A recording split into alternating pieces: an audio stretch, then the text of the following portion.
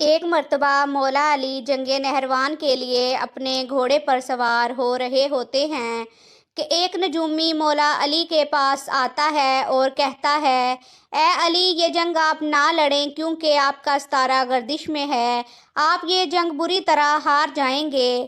مولا علی اس کی بات سن کر گھوڑے سے نیچے آ جاتے ہیں اور اس نجومی کو کہتے ہیں: اچھا، تم ستاروں کے حال جانتے ہو؟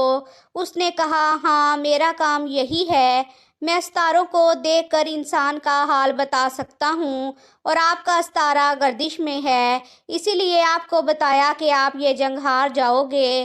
مولا علی نے اس نجومی کو کہا: اچھا، وہ سامنے ایک گھوڑی ہے جو پیٹ سے ہے، بتاؤ اس کے پیٹ میں نر ہے یا مادہ ہے؟ اب وہ نجومی خاموش ہو گیا۔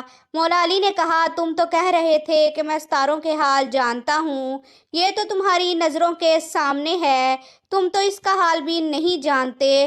مولا علی نے کہا: اچھا بتاؤ، کون سا ستارہ جب ٹوٹتا ہے تو اونٹ پر ایک حرکات ظاہر ہوتی ہے؟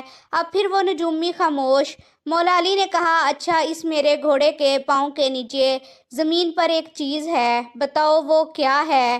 نجومی خاموش۔ مولا علی نے کہا: تم آسمان کے تو کیا، زمین پر بھی تمہاری نظروں کے جو سامنے ہے وہ بھی نہیں جانتے۔